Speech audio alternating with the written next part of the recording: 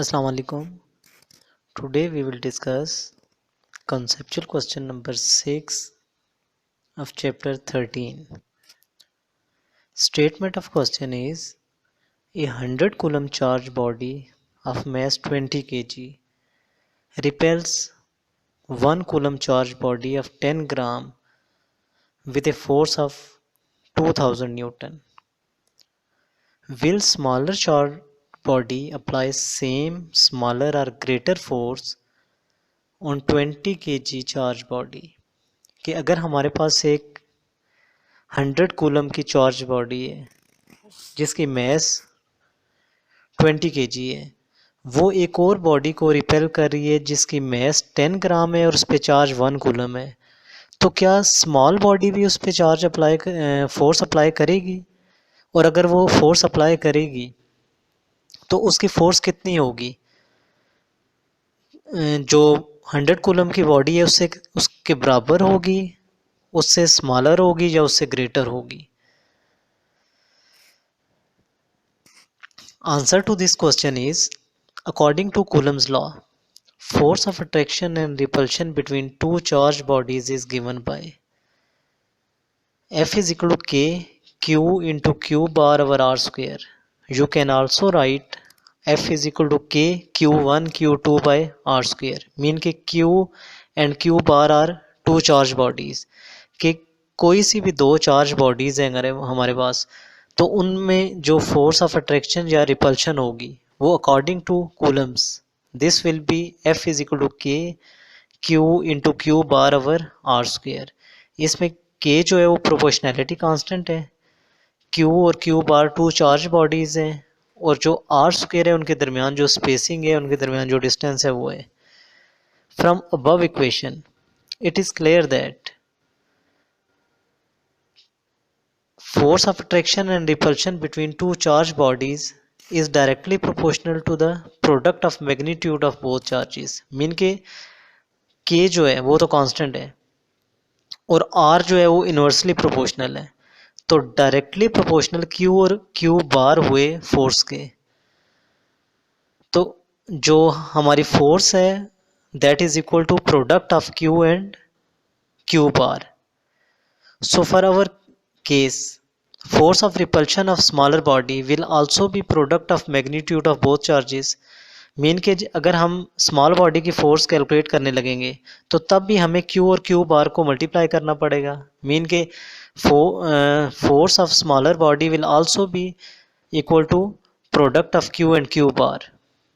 So smaller body will also exert same force on 100 coulomb body as 100 coulomb charge body exert on 1 coulomb charge body.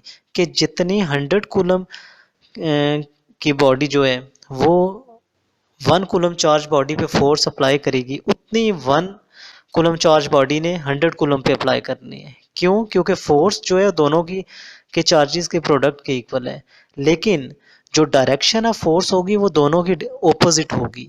Mean के direction of force of smaller charge body will be opposite to that of larger body. So, and second thing कि this force of attraction and repulsion is independent of their masses. Mean के जो ऊपर relation लिखा हुआ है इसमें हमें कहीं भी मैस नज़र नहीं आ रही, तो ये जो फोर्स ऑफ अट्रैक्शन या रिपल्शन है वो जो मैसेज है उसके इंडिपेंडेंट होगी. Next question is question number 10. Statement of question is, according to equation of capacitance of a capacitor, capacitance is numerically equal to ratio between charge stored on one of its plates and the potential difference between its plates. तो does its value depends upon the amount of charge and potential difference? कि अगर हम जो capacitor की capacitance की equation लिखते हैं वो किसके कैपेसिटेंस किसके इक्वल होती है? कैपेसिटेंस इक्वल होती है ratio of charge to the potential difference. तो क्या कैपेसिटेंस इन दोनों क्वांटिटीज पे डिपेंड करती है कि does its value depends upon the amount of charge and the potential difference? Answer to this question is, as we know that q is equal to cv. From this equation we can calculate C. C will be Q over V. In this relation, when potential V is increased, कि जैसे ही हम potential V increase करेंगे, जो capacitor पे charge होगा वो भी increase होगा, और वो किस रेशो से इंक्रीज होगा, वो इस रेशो से इंक्रीज होगा कि Q ओवर V जो फैक्टर है that will be remains constant.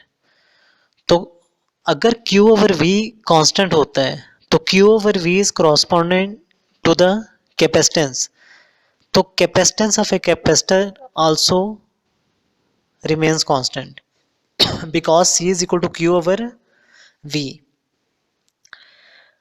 अब वो कांस्टेंट, तो ये जो कैपेसिटेंस है ये किस चीज़ पे डिपेंड करेगी, हमें ये भी पता है कि जो कैपेसिटेंस है किसी भी कैपेसिटर की, it depends upon the plate area, कि जो कैपेसिटर्स की प्लेट्स की डायमेंशंस हैं उस पे डिपेंड करेगी। सेकेंडली मीडियम बिटवीन प्लेट्स, के प्लेट्स के दरमियान आप जो डाइलेक्ट्रिक यूज़ कर रहे हो वो कौन सा डाइलेक्ट्रिक यूज़ कर रहे हो, इस पे डिपेंड करती है। एंड थर्ड चीज़ कि डिस्टेंस बिटवीन प्लेट्स, के जो प्लेट्स के दरमियान स्पेसिंग होती है वो कितनी है, उस स्पेसिंग पे डिपेंड करती है। तो जो कैपेसिटेंस है वो चार्ज और पोटेंशियल पे डिपेंड नहीं करती। Capacitance depends upon the plate area, medium between the plates and distance between plates.